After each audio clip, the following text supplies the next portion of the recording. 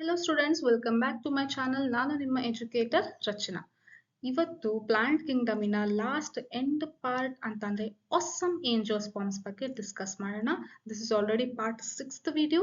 We have already discussed everything about this topic, about this lesson in detail in the previous videos, that is part 1, 2, 3, 4 and 5. In that I have covered about algae, that is introduction, algae, bryophyte, pteridophyte and also gymnosperms. So this is the last video, that is about angiosperms. We will cover this in this video. So without delay, let's get started. And before that, the link I have provided, that is all these videos I have uploaded in the separate playlist Plant Kingdom, and that link that is provided in my description, that is description of this video, and also you can check here. I'll just post it here. Okay, so without delay, let's get started. So in the plant kingdom, ಈ plant Kingdom division ಅಲ್ಲಿ, so ಈ plant Kingdom ಅಲ್ಲಿ 5 division ಇದೆ. ಯಾವ್ದು? ಆಲ್ಗಿ, ಬ್ರಿಯೋಫೈಟ್, gymnosperm, pteridophyte, gymnosperms ಮತ್ತೆ ಏಂಜಿಯೋಸ್ಪರ್ಮ್ಸ್. ಈ 5 division ಅಲ್ಲಿ ಇವತ್ತು ಡಿಸ್ಕಸ್ ಮಾಡ್ತಿರೋದು ಲಾಸ್ಟ್ ಡಿವಿಷನ್ ಏಂಜಿಯೋಸ್ಪರ್ಮ್ಸ್. ಸೊ ಇದಕ್ಕಿಂತ ಮುಂಚೆ ವಿಡಿಯೋದಲ್ಲಿ ಆಲ್ಗೆ ಬಗ್ಗೆ ಡೀಟೇಲ್ ಆಗಿ ಡಿಸ್ಕಸ್ ಮಾಡಿ ಆಯ್ತು. ಅದರಲ್ಲಿ ಬರುವಂತ ಎಕನಾಮಿಕ್ ಇಂಪಾರ್ಟೆನ್ಸ್, ಬ್ರಯೋಫೈಟ್ಸ್ ಅಲ್ಲಿ ಯಾವ ತರ ಚೇಂಜ್ ಆಯ್ತು ಆಲ್ಗೆಯಿಂದ. ಆಲ್ಗೆ ಪ್ರಿಮಿಟಿವ್ ಸ್ಟಾರ್ಟಿಂಗ್ ಬಂದಿರೋದು, ಎವಾಲ್ವ್ ಆಗ್ತಾ ಇರ್ಬೇಕಾದ್ರೆ, ಅದಾದ್ಮೇಲೆ ನೆಕ್ಸ್ಟ್ ಪ್ಲಾಂಟ್ ಏನಾಗಿ ಎವಾಲ್ವ್ ಆಯ್ತು, ಬ್ರಯೋಫೈಟ್. ಆಲ್ಗೆ ನೀರಲ್ಲಿ ಇರ್ತಾ ಇತ್ತು, ಸ್ವಲ್ಪ ಲ್ಯಾಂಡಿಗೆ ಅಡ್ಜಸ್ಟ್ ಆಯ್ತು ಬ್ರಯೋಫೈಟ್. ಆಮೇಲೆ ಕಂಪ್ಲೀಟ್ ಲ್ಯಾಂಡ್ ಅಲ್ಲಿ ವಿತ್ ವ್ಯಾಸ್ಕ್ಯುಲರ್ ಸಿಸ್ಟಮ್ ಯಾವ್ದ್ರಲ್ಲಿ ಬಂತು, ಟೆರಿಡೋಫೈಟ್ಸ್. ಆಮೇಲೆ ಜಿಮ್ನೋಸ್ಪರ್ಮ್ಸ್ ಸೀಡ್ಸ್ ಪ್ರೊಡ್ಯೂಸ್ ಮಾಡ್ಲಿಕ್ಕೆ ಸ್ಟಾರ್ಟ್ ಮಾಡ್ತು. ಸೊ ಪ್ರತಿ ಸರಿನೂ ನೋಡಿದಾಗ ಎವಲ್ಯೂಷನರಿ ವೈಸ್ ಒಂದಲ್ಲ ಒಂದು ಸ್ಟ್ರಕ್ಚರ್ಸ್ ಇಲ್ಲಿ ಚೇಂಜಸ್ ಆಗ್ತಾ ಇದೆ, ಆಡ್ ಆಗ್ತಾ ಇದೆ. ಹಳ್ಳಿ ಸ್ಟ್ರಕ್ಚರ್ಸ್ ನ ಬಿಟ್ಟು ಹೊಸ ಸ್ಟ್ರಕ್ಚರ್ಸ್ ಆಡ್ ಮಾಡ್ಕೊಂತಾ ಇದೆ. ಯಾಕೆ ಅಂತಂದ್ರೆ ಪ್ರಾಪರ್ ಆಗಿ ಎನ್ವಿರಾನ್ಮೆಂಟ್ ಅಲ್ಲಿ ಅಡ್ಜಸ್ಟ್ ಆಗ್ಲಿಕ್ಕೆ.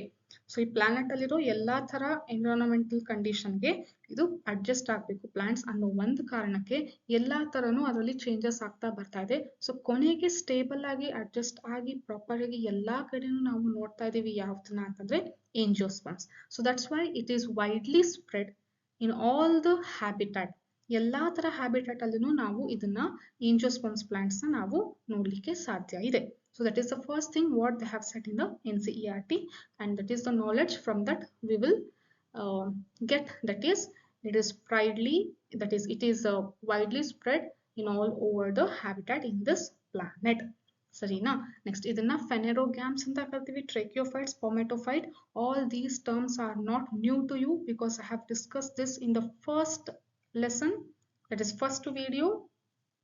ಪಾರ್ಟ್ 1 ವಿಡಿಯೋದಲ್ಲಿ ಬೇಸಿಕ್ ಟರ್ಮ್ಸ್ ಎಕ್ಸ್ಪ್ಲೇನ್ ಮಾಡಿದೀನಿ, ಮತ್ತೆ ಪ್ರತಿ ವಿಡಿಯೋದಲ್ಲಿನೂ ನಾವು ಇದನ್ನ ನೋಡ್ತಾ ಬರ್ತಾ ಇದೀವಿ. So still I tell this now, that is phanerogams ಅಂತಂದ್ರೆ ಸೆಕ್ಸ್ ಆರ್ಗನ್ಸ್ ನಮಗೆ ಕಣ್ಣಿಗೆ ಕಾಣಿಸುತ್ತೆ. That is male sex organ, female sex organs which we can clearly see through our naked eye. So ಅಂತ ಪ್ಲಾಂಟ್ ಡಿವಿಷನ್ ಗೆ ಏನಂತ ಕರಿತೀವಿ, phanerogams. Tracheophytes ಅಂತ ಅಂದ್ರೆ ಪ್ರಾಪರ್ ಆಗಿ ವ್ಯಾಸ್ಕ್ಯುಲರ್ ಸಿಸ್ಟಮ್ ಇರುತ್ತೆ. ದಟ್ ಇಸ್ ಸೈಲಮ್ ಮತ್ತೆ ಫ್ಲೋಯಮ್. ಸೈಲಮ್ ವಾಟರ್ ಟ್ರಾನ್ಸ್ಪೋರ್ಟ್ ಮಾಡ್ಲಿಕ್ಕೆ, ಫ್ಲೋಯಮ್ ಫುಡ್ ಟ್ರಾನ್ಸ್ಪೋರ್ಟ್ ಮಾಡ್ಲಿಕ್ಕೆ ಸಪರೇಟ್ ಆಗಿ ಸ್ಟ್ರಕ್ಚರ್ಸ್ ಇದೆ.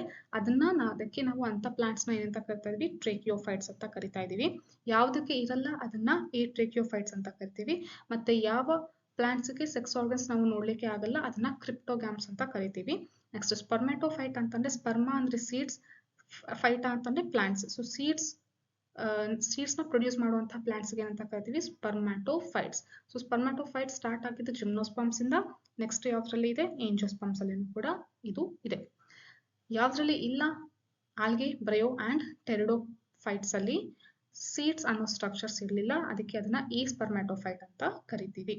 ನೆಕ್ಸ್ಟ್ ಇದರಲ್ಲಿ ಸ್ಪೆಷಲ್ ಫೀಚರ್ ಏನು ಅಂತಂದ್ರೆ, so all these points are common to both gymnosperms and angiosperms. Angiosperms ಮತ್ತೆ ಜಿಮ್ನೋಸ್ಪರ್ಮ್ಸ್ ಗೆ ಇರೋ ಕಾಮನ್ ಪಾಯಿಂಟ್ಸ್ ಯಾವ್ದಾವ್ದು ಅಂದ್ರೆ ಇದೆ 3 ಕಾಮನ್ ಪಾಯಿಂಟ್ಸ್ ಆಗಿದೆ.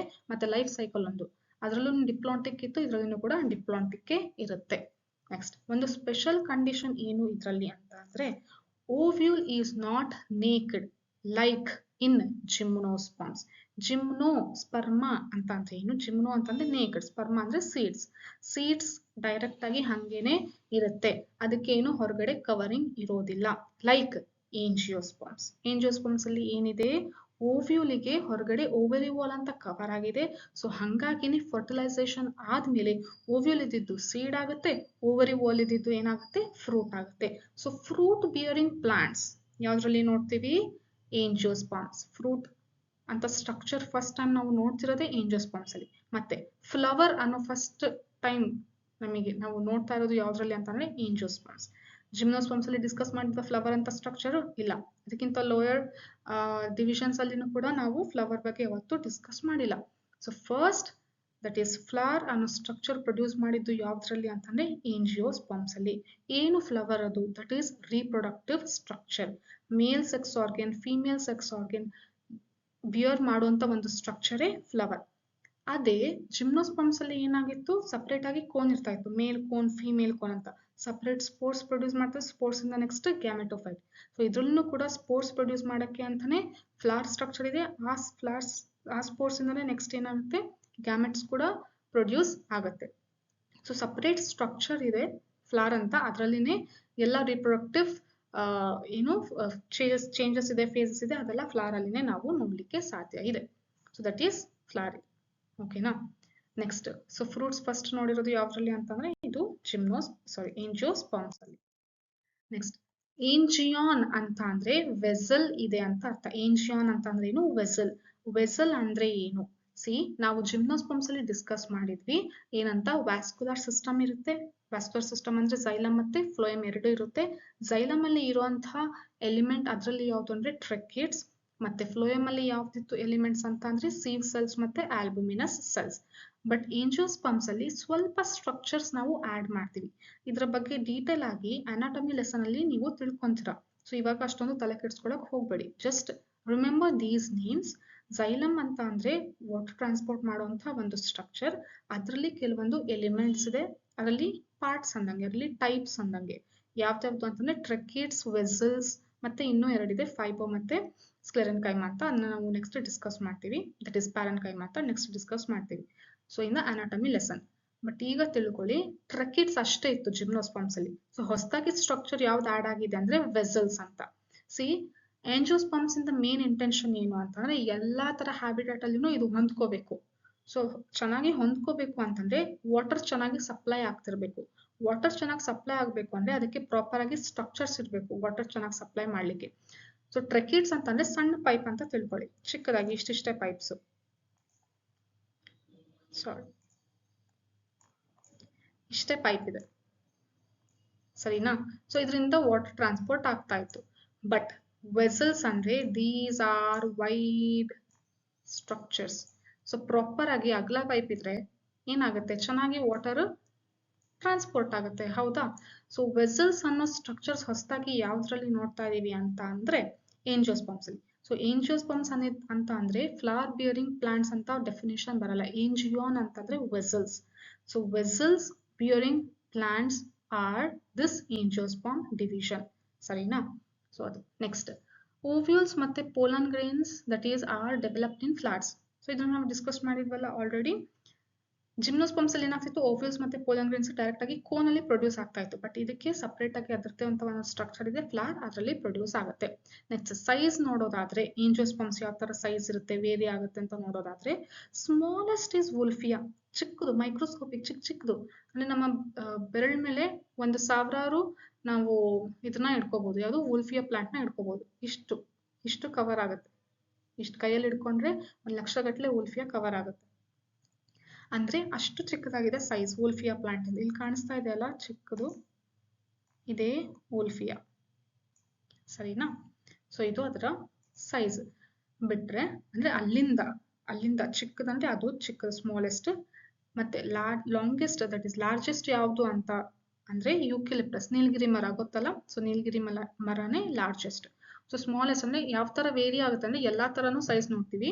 ದಟ್ ಇಸ್ ಮೈಕ್ರೋಸ್ಕೋಪಿಕ್ ಇಂದ ಹಿಡಿದು ದೊಡ್ಡ ಗಾತ್ರ ಯೂಕಲಿಪ್ಟಸ್ ಮರಗಳವರೆಗೂ ಸೈಜ್ ಇದರಲ್ಲಿ ವೇರಿ ಆಗುತ್ತೆ ಅಂತ ಹೇಳಿದ್ದಾರೆ. ಆದ್ರೆ ನಿಮಗೆ ಕ್ವೆಶನ್ ಅಲ್ಲಿ which is the tallest tree species ಅಂತ ಕ್ವೆಶನ್ ಕೊಟ್ಬಿಟ್ಟು ಆಪ್ಷನ್ ಅಲ್ಲಿ ಯೂಕಲಿಪ್ಟಸ್ನು ಇತ್ತು, ಸಿಕೋಯಾನು ಇತ್ತು ಅಂದ್ರೆ ನೀವು ಯಾವ್ದು ಚೂಸ್ ಮಾಡ್ತೀರಾ? ಸ್ಮಾರ್ಟ್ ಆಗಿ ಸಿಕೋಯಾ. ಯಾಕಂದ್ರೆ ನಾನು ಆಲ್ರೆಡಿ ಹೇಳಿದ್ದೆ, tallest tree species irrespective of its division, whether it is gymnosperm or angiosperm, the tallest is sequoia. So you need to choose only sequoia. But in angiosperm, which is the tallest, if they ask, then you need to mark eucalyptus because it will grow up to 100 meters height. ಓಕೆನಾ. So angiosperms ಅಲ್ಲಿ height ಅಂದ್ರೆ eucalyptus, but irrespective of the division forest tree species ಅಂತ ಬಂದಾಗ ನೀವು choose ಮಾಡೋದು ಸಿಕೋಯಾ.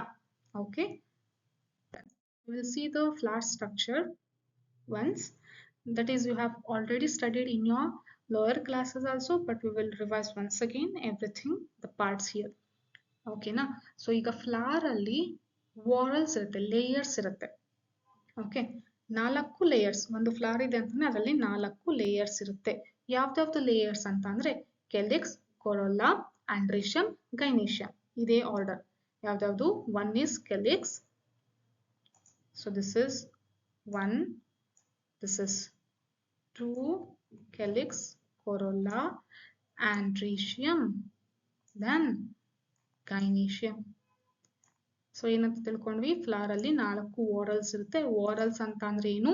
Layers. ಯಾವ್ದಾವ್ದು? ಕೆಲಿಕ್ಸ್, ಕೊರೊಲ್ಲಾ, ಆಂಡ್ರೀಷಿಯಂ ಮತ್ತೆ ಗೈನೇಷಿಯಂ. So first layer ನೋಡೋದಾದ್ರೆ ಕೆಲಿಕ್ಸ್ ಅಂತಂದ್ರೆ ಅದರಲ್ಲಿ ಇರುವಂತಹ ಸ್ಟ್ರಕ್ಚರ್ ಯಾವ್ದು ಅಂದ್ರೆ ಸೆಪಲ್. ಸೊ ಕೆಲಿಕ್ಸ್ ಅಂತ ಒಂದು ಲೇಯರ್ ಇದೆ, ಅದರ ಯೂನಿಟ್ ಯಾವುದು? ಸೆಪಲ್. ನೋಡಿ, ಸೆಪಲ್ಸ್ ಪ್ಲೂರಲ್ ಅಂತ ಹೇಳ್ಬೋದು, ಬಟ್ ಆ ಒಂದು ಕಂಪ್ಲೀಟ್ ವಾರಲ್ಗೆ ಏನಂತ ಕರಿತಾ ಇದೀವಿ? ಕೆಲಿಕ್ಸ್ ಅಂತ ಕರಿತಾ ಇದೀವಿ. ನೆಕ್ಸ್ಟ್ ಕೊರೊಲ್ಲಾ ಅಂತ ಅಂದ್ರೆ ಪೆಟಲ್ಸ್. ಕೊರೊಲ್ಲಾ ಲೇಯರ್ ಅಂತಂದ್ರೆ ಯಾವ್ದ್ರಿಂದ ಆಗಿರೋದು? ಅದೆಲ್ಲ ಪೆಟಲ್ಸ್ ಇಂದ ಆಗಿದೆ. ನೆಕ್ಸ್ಟ್ ಆಂಡ್ರೀಷಿಯಂ ಅಂತ ಅಂದ್ರೆ ಮೇಲ್ ಸೆಕ್ಸ್ ಆರ್ಗನ್, ದಟ್ ಈಸ್ ಸ್ಟಾಮನ್. ಇದರಲ್ಲಿ 2 ಸ್ಟ್ರಕ್ಚರ್ ಇರುತ್ತೆ, ಒಂದು ಆಂಥರ್ ಮತ್ತೆ ಇನ್ನೊಂದು ಕಡ್ಡಿ ತರ ಸ್ಟ್ರಕ್ಚರ್ ಇದೆಲ್ಲ ಅದು ಫಿಲಮೆಂಟ್. ಓಕೆನಾ. ನೆಕ್ಸ್ಟ್ ಫಿಮೇಲ್ ಸೆಕ್ಸ್ ಆರ್ಗನ್ ಯಾವುದು? ಕಾರ್ಪಲ್. ಇದರಲ್ಲಿ 3 ಪಾರ್ಟ್ಸ್ ಇದೆ ಮೇಜರ್ ಆಗಿ, ಸ್ಟಿಗ್ಮಾ, ಸ್ಟೈಲ್ ಮತ್ತೆ ಓವರಿ ಅಂತ. ನಾನು ಡೀಟೇಲ್ ಆಗಿ ಹೇಳ್ತೀನಿ ಈಗ. Stigma, style, ovary. ಸೊ ಇದನ್ನ ಕಂಪ್ಲೀಟ್ ಆಗಿ ನಾವು ಒಂದು ಸ್ಟ್ರಕ್ಚರ್ ಹೇಳ್ತಾ ಇದೀವಿ, ಅದು ಯಾವುದು ಅಂತಂದ್ರೆ ಕಾರ್ಪಲ್. ಕಾರ್ಪಲ್ ಅಂತಂದ್ರೆ female sex organ, that is gynoecium. So ಗೈನೇಷಿಯಮಿನ ಯೂನಿಟ್ ಯಾವ್ದು ಅಂತ ಕೇಳಿದ್ರೆ ಕಾರ್ಪಲ್ ಅಂತೀರಾ. ಆಂಡ್ರೀಷಿಯಂ ಯೂನಿಟ್ ಯಾವ್ದು ಅಂತಂದ್ರೆ ಸ್ಟಾಮನ್, ಕೆಲಿಕ್ಸ್ ಸೆಪಲ್, ಅಂಡ್ ಕೊರೊಲ್ಲಾ ಅಂತಂದ್ರೆ petal is a unit. So these are the major 4 ವಾರಲ್ಸ್. ಬಿಟ್ರೆ ಈ ಎಲ್ಲಾ ವಾರಲ್ಸ್ ಒಂದು ಸ್ಟ್ರಕ್ಚರ್ ಇಂದ ಸ್ಟಾರ್ಟ್ ಆಗುತ್ತೆ, ಅದನ್ನೇ ನಾವೇನಂತ ಕರಿತೀವಿ? ಥೆಲಾಮಸ್. ಥೆಲಾಮಸ್ ಅಂದ್ರೆ ರಿಸೆಪ್ಟಿಕಲ್, ಅಲ್ಲಿಂದನೇ ಎಲ್ಲಾ ವಾರಲ್ಸ್ ಸ್ಟಾರ್ಟ್ ಆಗೋದು, ಗ್ರೋ ಆಗೋದು. ಸೊ ಇದನ್ನ ಥೆಲಾಮಸ್ ಅಂತ ಕರಿತೀವಿ. ಆದ್ಮೇಲೆ ಈ ಕಂಪ್ಲೀಟ್ ರಿಪ್ರೊಡಕ್ಟಿವ್ ಸ್ಟ್ರಕ್ಚರ್ ನ ಹೋಲ್ಡ್ ಮಾಡಿರುವಂತಹ ಒಂದು ಸ್ಲೆಂಡರ್ ಸ್ಟ್ರಕ್ಚರ್ ಯಾವುದು ಅಂತಂದ್ರೆ ಸ್ಟಾಕ್. ಸೊ ಫ್ಲವರ್ ಇಟ್ಕೊಂಡಾಗ ಸೊ ಹೋಲ್ಡ್ ಮಾಡ್ಲಿಕ್ಕೆ ಇರುತ್ತಲ್ಲ, ಸೊ ಅದೇ stalk. So these are all the major parts. ನಾವು how these flowers will reproduce, ಹೆಂಗೆ ರೀಪ್ರೊಡ್ಯೂಸ್ ಮಾಡುತ್ತೆ ಅಂತ ನೋಡೋದಾದ್ರೆ ನೋಡಿ, ಈ ಆಂಥರ್ ಮತ್ತೆ ಫಿಲಮೆಂಟ್ ಸ್ಟ್ರಕ್ಚರ್ ಇದೆಲ್ಲ ಇದೇನು ಹೇಳಿ? ಮೇಲ್ ಸೆಕ್ಸ್ ಆರ್ಗನ್, ಹೌದಾ? ಸೊ ಈ ಮೇಲ್ ಸೆಕ್ಸ್ ಆರ್ಗನ್ ಆಂಥರ್ ಅಲ್ಲಿ ಏನ್ ಪ್ರೊಡ್ಯೂಸ್ ಆಗುತ್ತೆ ಅಂತಂದ್ರೆ ಪೋಲನ್ ಗ್ರೇನ್ಸ್. ಪೋಲನ್ ಗ್ರೇನ್ ಅಂದ್ರೆ ಏನು? ಮೇಲ್ ಗ್ಯಾಮೆಟೋಫೈಟ್. ಅದ್ರೊಳಗಡೆ ಮೇಲ್ ಗ್ಯಾಮೆಟ್ಸ್ ಇರ್ತದೆ, ಸರಿನಾ? ಸೊ ಈ ಪೋಲನ್ ಗ್ರೇನ್ಸ್ ಯಾವ ತರ ರಿಲೀಸ್ ಆಗುತ್ತೆ ಅಂತಂದ್ರೆ based on where the plant is and what is its pollination habit. ಯಾವ ತರ ಅದು ಪಾಲಿನೇಟ್ ಆಗ್ಬೇಕು ಅಂತ ಇರುತ್ತೋ ಮತ್ತೆ ಯಾವ ಕಡೆ ಇದೆ ಅದ್ರ ಮೇಲೆ ಪಾಲಿನೇಷನ್ ಆಗುತ್ತೆ. ಪಾಲಿನೇಟಿಂಗ್ ಏಜೆಂಟ್ ಡಿಪೆಂಡ್ ಆಗುತ್ತೆ. ಮೇ ಬಿ ವಾಟರ್ ಮುಖಾಂತರ ಆಗ್ಬೋದು, ಇಫ್ ಏಂಜಿಯೋಸ್ಪರ್ಮ್ಸ್ ಆರ್ ಇನ್ ವಾಟರ್, ಅಥವಾ ವಿಂಡ್ ಮುಖಾಂತರ ಆಗ್ಬೋದು, ಅಥವಾ ಇನ್ಸೆಕ್ಟ್ಸ್ ಮುಖಾಂತರ, ಅಥವಾ ಕೆಲವೊಂದು ಅನಿಮಲ್ಸ್ ಮುಖಾಂತರ ಏನಾಗ್ಬೋದು? ಪೋಲನ್ ಗ್ರೇನ್ಸ್ ಪಾಲಿನೇಟ್ ಆಗ್ಬೋದು. ಸೊ ಪಾಲಿನೇಷನ್ ಅಂದ್ರೆ ಏನು? ಪೋಲನ್ ಗ್ರೇನ್ಸ್ ಆಂಥರ್ ಇಂದ ಹೋಗ್ಬಿಟ್ಟು ಸ್ಟಿಗ್ಮಾ ಮೇಲೆ ಬಂದು ಕುತ್ಕೊಳ್ಳೋದು, ಅದನ್ನ ಏನಂತ ಕರಿತೀವಿ? ಪಾಲಿನೇಷನ್. ಇದಕ್ಕೆ ಏಜೆಂಟ್ ಯಾರಾದ್ರೂ ಆಗಿರ್ಬೋದು, ಸರಿನಾ? ಸೊ ಮೇ ಬಿ ಈಗ ನಾವೇನಂತ ಅಸ್ಯೂಮ್ ಮಾಡ್ಕೊಳ್ಳೋಣ, ವಿಂಡ್ ಇಂದ ಪೋಲನ್ ಗ್ರೇನ್ಸ್ ಎಲ್ಲ ಬಂದು ಸ್ಟಿಗ್ಮಾ ಮೇಲೆ ಕುತ್ಕೊಂಡಿದೆ. ಸೊ ಸ್ಟಿಗ್ಮಾ ಅಂತ ಅಂದ್ರೆ ಏನು? ಫಿಮೇಲ್ ಸೆಕ್ಸ್ ಆರ್ಗನ್, ಹೌದಾ? ಇದರಲ್ಲಿ ಫಿಮೇಲ್ ಸೆಕ್ಸ್ ಆರ್ಗನ್ ಇನ ಒಂದು ಪಾರ್ಟ್ ಸ್ಟಿಗ್ಮಾ. ಸೊ ಇಲ್ಲಿ ಏನಾಗಿದೆ? ಪೋಲನ್ ಗ್ರೇನ್ ಬಂದು ಕೂತಿದೆ. ಪೋಲನ್ ಗ್ರೇನ್ ಏನ್ ಪ್ರೊಡ್ಯೂಸ್ ಮಾಡುತ್ತೆ ಕುತ್ಕೊಂಡ್ಮೇಲೆ?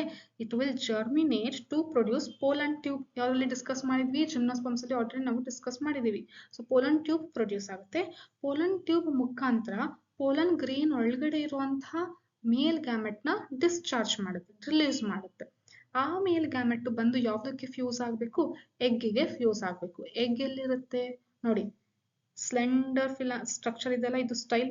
ಇದ್ರ ಮುಖಾಂತರ ಏನಾಗುತ್ತೆ? ಮೇಲ್ ಗ್ಯಾಮೆಟ್ ಮೂವ್ ಆಗ್ತಾ ಇದೆ. ಪೋಲನ್ ಟ್ಯೂಬ್ ಇಲ್ಲಿ ತನಕನೂ ಗ್ರೋ ಆಗಿರುತ್ತೆ, ಓಕೆನಾ? ಸೊ ಇಲ್ಲಿ ಮೂವ್ ಆಗ್ತಾ ಇದೆ. ನೆಕ್ಸ್ಟ್ ಇಲ್ಲಿ ಓವ್ಯೂಲ್ ಅಂತ ಸ್ಟ್ರಕ್ಚರ್ ಇದೆ, ಇಲ್ಲಿ ಬರುತ್ತೆ. ಸೊ ಈ ಓವ್ಯೂಲ್ ಒಳಗಡೆ ಇನ್ನೊಂದು ಸ್ಟ್ರಕ್ಚರ್ ಇರುತ್ತೆ, ಫಿಮೇಲ್ ಗ್ಯಾಮೆಟೋಫೈಟ್. ಅದ್ರೊಳಗಡೆ ಇರ್ತದೆ ಎಗ್, ಫಿಮೇಲ್ ಗ್ಯಾಮೆಟ್. ಸೊ ಅಲ್ಲಿ ಅದು ಹೋಗ್ಬಿಟ್ಟು ಫ್ಯೂಸ್ ಆಗುತ್ತೆ. ಸೊ ಫ್ಯೂಸ್ ಆದ್ಮೇಲೆ ನೆಕ್ಸ್ಟ್ ಏನ್ ಪ್ರೊಡ್ಯೂಸ್ ಮಾಡುತ್ತೆ ಅಂತ ಅಂದ್ರೆ ಝೈಗೋಟ್. ಇಲ್ಲಿ ಡಬಲ್ ಫರ್ಟಿಲೈಸೇಷನ್ ಆಗುತ್ತೆ. ಅದನ್ನ ಡೀಟೇಲ್ ಆಗಿ ಸೆಕೆಂಡ್ ಇಯರ್ ಲೆಸನ್ ಅಲ್ಲೇ ಇದೆ ಸೆಕ್ಷುವಲ್ ರಿಪ್ರೊಡಕ್ಷನ್ ಇನ್ ಫ್ಲವರಿಂಗ್ ಪ್ಲಾಂಟ್ಸ್ ಅಂತ. ಸೊ ಹಂಗಾಗಿನೇ ಈ ಕಂಪ್ಲೀಟ್ ಪ್ರಾಸೆಸ್ ಇದೆಲ್ಲ ಈ ಲೆಸನ್ ಇಂದ ಡಿಲೀಟ್ ಮಾಡಿದ್ದಾರೆ. ಸೊ ರೆಡ್ಯೂಸ್ ಸಿಲೆಬಸ್ ಪ್ರಕಾರ ನಾನು ಹೇಳ್ತಾ ಇದ್ದೀನಿ, ನಿಮಗೆ ಲೈಫ್ ಸೈಕಲ್ ಇದರಲ್ಲಿ ಡಿಸ್ಕಸ್ ಮಾಡ್ಲಿಕ್ಕೆ ಇರೋದಿಲ್ಲ. ಏನಂದ್ರೆ ನಿಮಗೆ ಗೊತ್ತಿರಲಿ ಅಂತ ಹೇಳ್ತಾ ಇದ್ದೀನಿ, ಯಾಕಂದ್ರೆ this is again we will repeat in second year second lesson sexual reproduction in flowering plant, but this is the first lesson now. So ಅದರಲ್ಲಿ ಮತ್ತೆ ಡಿಸ್ಕಸ್ ಮಾಡಲಿಕ್ಕೆ ಇರುತ್ತೆ. ಸೊ ಹಾಗಾಗಿ ಈಗ ಕಂಪ್ಲೀಟ್ ಡೀಟೇಲ್ ಲೈಫ್ ಸೈಕಲ್ ಬೇಕಾಗಿಲ್ಲ. ಸೊ ಡಬಲ್ ಫರ್ಟಿಲೈಸೇಷನ್ ಆಗುತ್ತೆ, fertilisation ಆದ್ಮೇಲೆ zygote ಆಗುತ್ತೆ, ಝೈಗೋಟ್ ಇಂದ ಎಂಬ್ರಿಯೋ ಆಗುತ್ತೆ. ನೋಡಿ ಇಲ್ಲೇನೆ ಡೆವಲಪ್ ಆಗ್ತದೆ ಎಂಬ್ರಿಯೋ. ಸೊ ಇದೇ ಅಲ್ವಾ ಸ್ಟ್ರಕ್ಚರ್ ಇಲ್ಲಿ ನಾವು ನೋಡ್ತಾ ಇರೋದು, ಏನಿದು ಓವರಿ, ಓವರಿ ಒಳಗಡೆ ಓವ್ಯೂಲ್ ಅಲ್ಲಿನೇ ಇದೆಲ್ಲ ಚೇಂಜಸ್ ಆಗ್ತದೆ. ಸೊ ನೆಕ್ಸ್ಟ್ ಫರ್ಟಿಲೈಸೇಷನ್ ಆದ್ಮೇಲೆ ಈ ಓವ್ಯೂಲ್ ಏನಾಗುತ್ತೆ, ಸೀಡ್ ಆಗುತ್ತೆ. ಫರ್ಟಿಲೈಸೇಷನ್ ಆದ್ಮೇಲೆ ಓವ್ಯೂಲ್ ಏನಾಯ್ತು, ಸೀಡ್ ಆಯ್ತು. ಮತ್ತೆ ಇಲ್ಲಿ ಇರುವಂತ ಓವರಿ ಇದೆಲ್ಲ ಹೊರಗಡೆ, ಸೊ ಈ ಓವರಿ ಏನಾಗುತ್ತೆ, ಫ್ರೂಟ್ ಆಗುತ್ತೆ. So after fertilisation this ovule will be transformed into seed and ovary will be transformed into flower. So that's why ovules are not naked, and ovules, that is seeds, are also not naked before and after fertilization. Before fertilization it is ovule and after fertilization it is seed, right? So this seed or else ovule structure hange namige kannige ಕಾಣಿಸ್ತಲ್ಲ. ಅದರ surrounding ಒಂದು structure ಇದೆ, ಅದನ್ನ ovary wall ಅಂತ ಕರಿತೀವಿ. Fertilisation ಆದ್ಮೇಲೆ ಅದೇನಾಗುತ್ತೆ, fruit ಆಗುತ್ತೆ. ಸರಿನಾ? ಸೊ ಈ ತರ ಚೇಂಜಸ್ ಇದರಲ್ಲಿ ಆಗುತ್ತೆ. ಸೊ ಫ್ರೂಟ್ ಅನ್ನೋ ಸ್ಟ್ರಕ್ಚರ್ ಕಂಪ್ಲೀಟ್ ಆಗಿ ಯಾವ್ದ್ರಲ್ಲಿ ನೋಡ್ತಾ ಇದೀವಿ, ಏಂಜಿಯೋಸ್ಪರ್ಮ್ಸ್ ಅಲ್ಲಿ ನಾವು ಫಸ್ಟ್ ಡಿಸ್ಕಸ್ ಮಾಡ್ತಾ ಇರೋದು, ಇದ್ರಲ್ಲೇನೆ ಅದು ಎವಾಲ್ವ್ ಆಗಿರೋದು.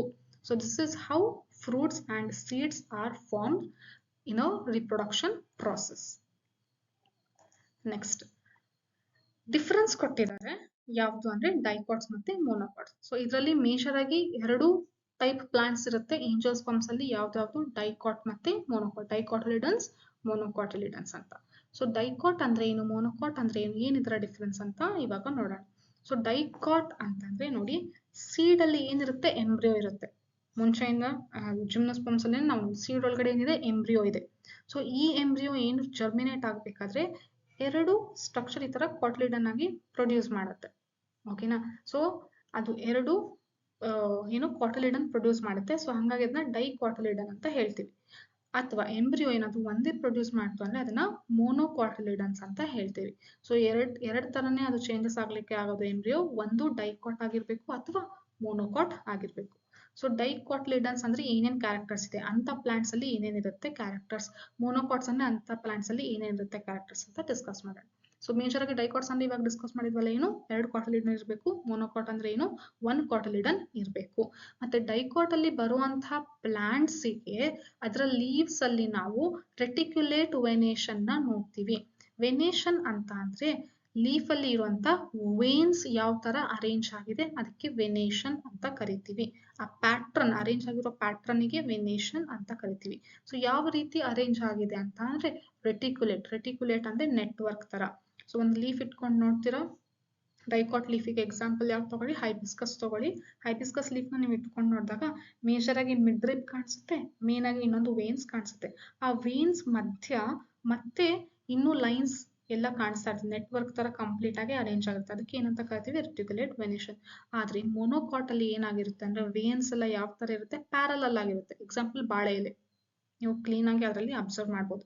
ಸೊ ಮಧ್ಯಕ್ಕೆ ಒಂದು ಮಿಡ್ರಿಬ್ ಇರುತ್ತೆ ಲೀಫ್ ಅಲ್ಲಿ, ಬಿಟ್ರೆ ಇದೆಲ್ಲ ಏನು ವೇನ್ಸ್ ಯಾವ ತರ ಅರೇಂಜ್ ಆಗಿದೆ, parallel to each other. So parallel venation ಇರೋದು ಮೊನೊಕಾಟ್ಸ್ ಅಲ್ಲಿ, ರೆಟಿಕ್ಯುಲೇಟ್ ಇರೋದು ಡೈಕಾಟ್ಸ್ ಅಲ್ಲಿ. ನೆಕ್ಸ್ಟ್ ಡೈಕಾಟ್ ಅಲ್ಲಿ ಇರುವಂತಹ ಪ್ಲಾಂಟ್ಸ್ ಗೆ ರೂಟ್ ಯಾವ ತರ ಇರುತ್ತೆ ಅಂದ್ರೆ tap root system. Tap root system ಅಂದ್ರೆ ಮೇನ್ ಆಗಿ ಒಂದು ತಾಯಿ ಬೇರು ಇರುತ್ತೆ, ಆಮೇಲೆ ಮರಿ ಬೇರು ಇರುತ್ತೆ, ಈ ತರ. So this is major and all these are primary secondary root. So ಇದೆಲ್ಲ ಪ್ರೈಮರಿ ಸೆಕೆಂಡರಿ ರೂಟ್. ಸೊ ಈ ತರ ರೂಟ್ಸ್ ಇದ್ರೆ ಅದನ್ನ ಟ್ಯಾಪ್ ರೂಟ್ ಸಿಸ್ಟಮ್ ಅಂತ ಕರಿತೀವಿ. ಮತ್ತೆ ಮೊನೊಕಾಟ್ಸ್ ಅಲ್ಲಿ ನೋಡೋದಾದ್ರೆ ಫೈಬ್ರಸ್ ರೂಟ್ಸ್ ಇರುತ್ತೆ. ಫೈಬ್ರಸ್ ರೂಟ್ಸ್ ಅಂತಂದ್ರೆ ಈ ತರ ಎಲ್ಲ ರೂಟ್ ಆಲ್ಮೋಸ್ಟ್ ಸರ್ಫೇಸಿಗೆನೆ ಸ್ಪ್ರೆಡ್ ಆಗುತ್ತೆ, ಜಾಸ್ತಿ ಡೀಪ್ ಆಗಿ ಹೋಗಿರೋದಿಲ್ಲ ಈ ರೂಟ್ಸ್, ಈ ತರ. ಓಕೆ, ಇಲ್ಲಿ ಡಯಾಗ್ರಾಮ್ ಅಲ್ಲಿ ಇದೆ ಅಲ್ಲ, ಅಬ್ಸರ್ವ್ ಮಾಡಿ ಈ ತರ. ಓಕೆನಾ, ಇದು ಫೈಬ್ರಸ್ ರೂಟ್. ನೆಕ್ಸ್ಟ್ ಮೇಜರ್ ಆಗಿ ಇನ್ನೊಂದು ಏನು ಅಂತಂದ್ರೆ, ಈಗಿನ ಫ್ಲವರ್ ಸ್ಟ್ರಕ್ಚರ್ ಡಿಸ್ಕಸ್ ಮಾಡಿದ್ವಲ್ಲ, ಅದರಲ್ಲಿ ಏನ್ ನೋಡಿದ್ವಿ, ನಾಲ್ಕು ಓರಲ್ ಇರುತ್ತೆ ಅಂತ ನೋಡಿದ್ವಿ. ಯಾವುದು? ಕೆಲಿಕ್ಸ್, ಕೊರೊಲಾ, ಆಂಡ್ರೋಶಿಯಂ ಮತ್ತೆ ಗೈನಿಷಿಯಂ. ಸಪೋಸ್ ಈಗ ಕೆಲಿಕ್ಸ್ ಅಲ್ಲಿ 4 ಸೆಪಲ್ ಇರ್ಬೋದು, ಕೊರೊಲಾದಲ್ಲಿ 4 ಪೆಟಲ್ಸ್, ಸ್ಟೆಮನ್ 4, ಮತ್ತೆ ದಟ್ ಈಸ್ ಸ್ಟೆಮನ್ ಆಂಡ್ರೋಶಿಯಂ 4, ಆಮೇಲೆ ಗೈನಿಷಿಯಂ ಅಂತ ಅಂದ್ರೆ ಕಾರ್ಪಸ್ ಎಷ್ಟಿರ್ಬೇಕು? 4. ಸೊ ಈ ತರ 4 ಪ್ರತಿ ಓರಲ್ಸ್ ಅಲ್ಲೂ 4 ಎಲಿಮೆಂಟ್ಸ್ ಇದ್ರೆ ಅಂತ ಫ್ಲವರ್ಸ್ ಏನಂತ ಕರಿತೀವಿ? ಟೆಟ್ರಾಮೆರಸ್. ಅಥವಾ 5 ಇದ್ರೆ ಪೆಂಟಾಮೆರಸ್.